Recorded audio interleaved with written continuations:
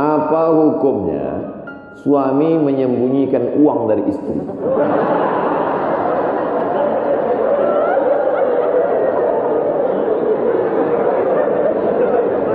Bang, kata istrinya. Bang, ini duit apa bang? Duit sial. Oh duit sial, udah kusembunyikan kau dapat juga.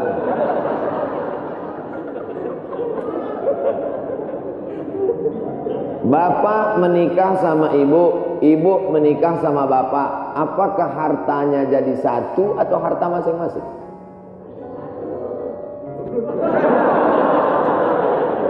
Mereka mau hartanya jadi satu dan bapak ketakutan. Itu yang saya baca.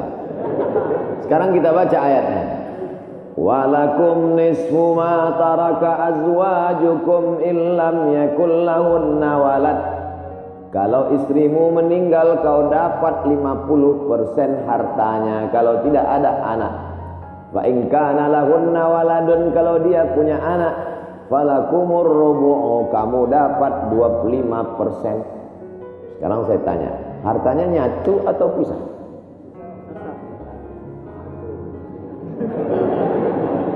Memang kalau belum sarapan susah nangkap. Saya ulang sekali lagi. Walakum nisfu ma taraka azwajukum. Hai para suami, kamu dapat setengah harta istrimu kalau tidak ada anak. Fa in kana lahunna waladun, kalau ada anak kamu dapat 1/4. Artinya hartanya misah. Harta bapak beda, harta ibu beda. Ibu kerja, punya kebun, punya tanah, punya speedboat, itu harta dia.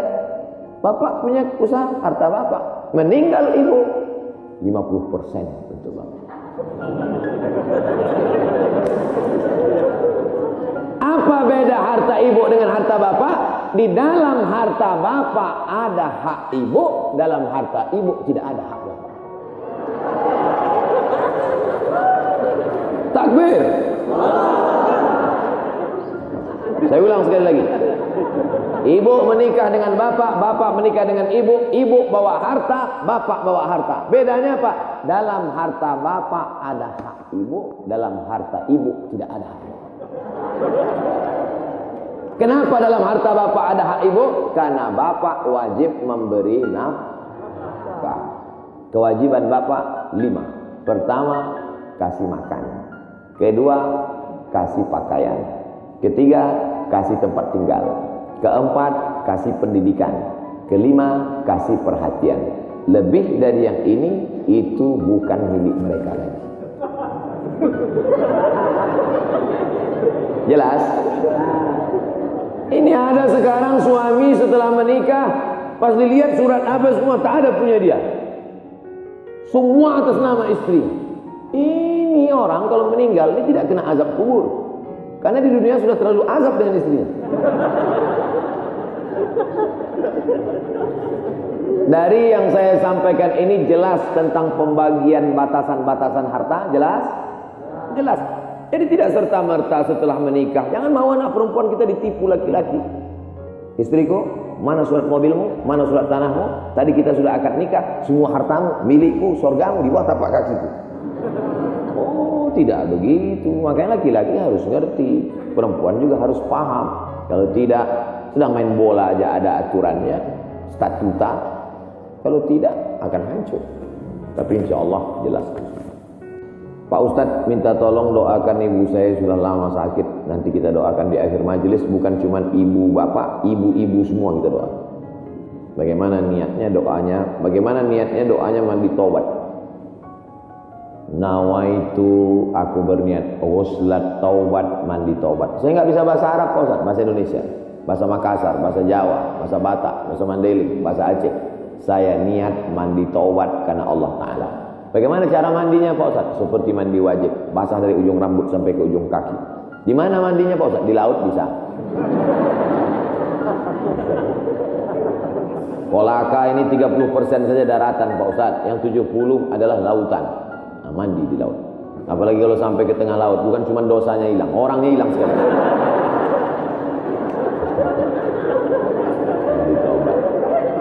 Setelah mandi taubat, salat sunat taubat, usolli sunnatat taubat raka'ataini lillahi ta'ala. Ayatnya bebas.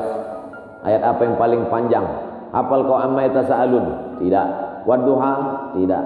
Kulhu? Hafal Allah cukup. Di sujud terakhir banyak berdoa. Berapa kali salat sunat taubat sehari? Sebanyak-banyaknya. Kami dulu dipesankan guru kami, pagi salat sunat taubat, siang salat sunat taubat, petang salat sunat taubat, sebanyak-banyaknya salat sunat taubat, salat sunat taubat, salat sunat taubat, salat sunat taubat. Usolli sunnatat taubat raka'ataini lillahi ta'ala. Ma min muslimin yudhnibu dzamban, ada orang yang silap salah berbuat dosa, summa yatatahhar, bersuci, berwudu, mandi taubat, summa yusolli raka'ataini, salat sunat 2 rakaat, summa yastaghfirullah, minta ampun kepada Allah, illa ghafarallahu lah, Allah mengampunkan dosa-dosanya. Bulan Rajab banyak-banyak taubat. Bulan Sya'ban tingkatkan ke taubat. Masuk ke dalam bulan Ramadan, insyaallah mendapatkan Lailatul Qadri khairum min alfi syahr. Semoga Ustaz senantiasa diberikan Allah kesehatan. Amin. Saya dari Medan. Ada juga orang kampung saya di sini. Bagaimana cara bakti seorang anak? Cara membahagiakan orang tua berjarak jauh dengan kita. Sedangkan bertemu dekat bersama orang tua mungkin hanya 1 tahun sekali, Idul Fitri saja, karena harus bekerja di PT Antam Tbk Sulawesi Tenggara. Ada sesuatu yang tak bisa kita bayar dengan uang. Tak bisa dibayar dengan uang. Yang bisa merasakan ini orang yang orang tuanya sudah meninggal. Yang masih hidup tak bisa. Lam ya'rif man lam yadhuq, yang tak pernah merasakannya tak bisa menceritakan, karena tak bisa dirasakan. Setelah orang tua itu tak ada, barulah kita rasa dunia ini hampa, tak ada gunanya. Duit itu tak ada gunanya, mobil itu tak ada gunanya, rumah itu tak ada gunanya, apapun tak ada gunanya. Waktu dapat saya gelar doktor dari Sudan, pulang saya ke rumah, tak ada gunanya, tak bisa lagi diceritakan. Dulu apapun yang dapat diceritakan, aku dapat sorban dari aku dapat peci. Setelah pulang dari Brunei, dapat gelar visiting profesor di Universitas Islam Sultan Syarif Adi. Tak ada boleh hampa. Paling-paling ditulis di baleho aja, profesor. Untuk menunjukkan bahwa kita bukan ustaz kaleng-kaleng. Nanti setelah dia tidak ada, barulah kau cari mana kain yang pernah dia pakai dulu, mana sajadah yang dulu dia pakai waktu sholat, di mana dia dulu sering duduk. Bekas tempat duduknya aja pun bisa menghilangkan duduk. Tempat dia duduk dulu, tempat dia duduk makan kacang sambil minum teh, duduk kok di situ bisa menghilangkan duduk. Quran yang dia baca dulu lengkap dengan rehalnya. Bangun kau tengah malam, kau bentang sajadah, duduk kau di situ, kau buka Quran yang dia baca dulu, hilang rindu. Tapi setelah dia tak ada, makanya mumpung dia masih ada, ciumlah tangan, peluklah tangan, ciumlah keningnya. Kalau kau ada duit, kirim. Tak bisa, karena cari makan jauh Pak Ustaz. Mesti terbangun dari Sumatera sampai kemari. Apa boleh buat? Memang begitu kondisi ekonomi kita sekarang. Allah tidak marah. Tapi kalau kau mampu, kirimlah. Siapa orang yang kira-kira bisa digaji, dibayar untuk memasakkan dia di rumah? Berkirimlah. Karena sampai masanya nanti duit yang banyak itu tidak ada gunanya. Sebanyak apapun kau simpan, tak ada rasanya lagi, hampa, tak ada gunanya. Maka mumpung dia masih ada, Idul Fitri paksa-paksakanlah pulang. Mahal tiket pesawat, tabunglah. Telepon. Masih ada dia menyambut teleponmu, berikan HP yang kira-kira lama dia pakai, tinggalkan. Mak, ini chargernya, ini handphonenya, ini baterainya, persiapan kalau rusak, pasangkan di sini. Nanti kalau aku telepon,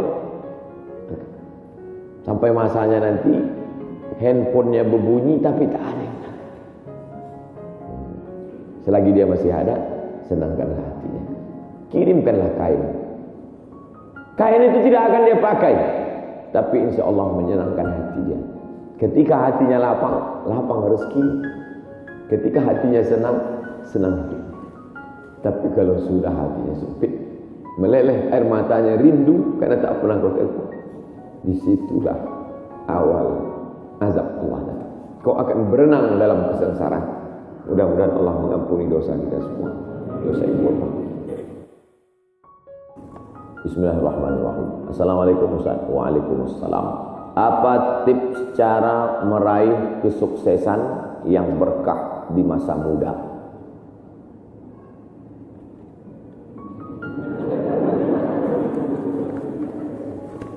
Saya tidak pernah bercita-cita menjadi apapun. Cita-cita saya dulu cuma satu, bagaimana membahagiakan orang tua. Itu saja. Ya Allah, aku sekolah, tak tahu dulu pulang mau jadi apa. Yang penting bisa membahagiakan orang tua. Itu saja. Jadi setelah itu sampai, sudah. Bisa menyenangkan hati orang tua. Bisa, itu saja. Maka selalu saya sampaikan di kampus-kampus kepada mahasiswa, kalian kalau belum bisa membahagiakan orang tua, jangan menyusahkan orang tua. Ini kadang baru ngelihat namanya aja di HP dah kumat darah tinggi mana. Kalau belum bisa membahagiakan dia, jangan menyusahkan dia. Maka saya di Mesir 4 tahun tak pernah saya minta duit. Tiba-tiba udah sampai ke Mekah. Mak, aku udah di Mekah. Dari mana kau dapat ongkos? Ada tabunganku sikit-sikit. Pergi ke Mekah, kerja, pulang, bayar utang. Jangan pernah menyusahkan orang tua. Oleh sebab itu cita-citanya yang pertama mencari ridha Allah. Ridha Allah fi ridhal walidain wa sukhutullah fi suhutil walidain. Pulang saya ke kampung, saya mau beli tanah berapa meter, ternak lele, tanam cabai, daun ubi, malam ngajar ngaji. Cita-cita saya kecil aja. Tak ada cita-cita mau jadi ustadz viral disambut di airport, tak ada. Terus kata mak saya, masa kau S2 tinggal di kampung? Pergilah ke kota. Akhirnya saya menghonor jadi dosen, siang jadi dosen, malam ceramah di masjid, direkam, diupload, khutbah diupload, like and share, akhirnya viral. Diusir beberapa kali, makin viral. Dibully, makin viral. Akhirnya yang membuli saya taubat. Ini orang makin dibully, makin viral. Udah kita diamin aja lah. Itu semua itu kerja kita atau kerja Allah? Kerja Allah. Kerjakan kerja kita, urusan Allah, biar Allah yang urus. Kita hidup ini sama macam bawa pancing. Kita tugas kita ambil bambu, pasang kail, cari cacing, letakkan. Masalah ikannya datang tak datang itu urusan Allah. Ini kadang banyak orang ngurus urusan Allah yang dia urus. Urusan Allah yang kau urus. Kata Allah yang mendatangkan ikan ini urusan aku. 10 pancing pasang, itu urusan kita. Tarik pancing 1, cacingnya hilang. Cari pancing 1, kailnya hilang. Cari pancing 1, talinya hilang. Yang ke-10, bambunya hilang. Marahkah kita? Tidak. Karena urusan kita sudah selesai. Serahkan urusan Allah. Pulang ke rumah. Rupanya Allah mau kasih kita bukan ikan mentah, tapi ikan mas. Banyak orang terlalu berpikir hidup ini kau buat saja urusanmu, urusan Allah. Urusanmu berangkat dari rumah kerja, masalah hasilnya urusan Allah. Berapa banyak orang bekerja tapi tak dapat apa-apa. Betul? Kalau sudah rezeki tak kemana. Tapi jangan gara-gara ini lalu bapak enggak kerja. Dibangunkan ibu besok pagi, bang, abang enggak kerja masuk kantor. Urusan Allah.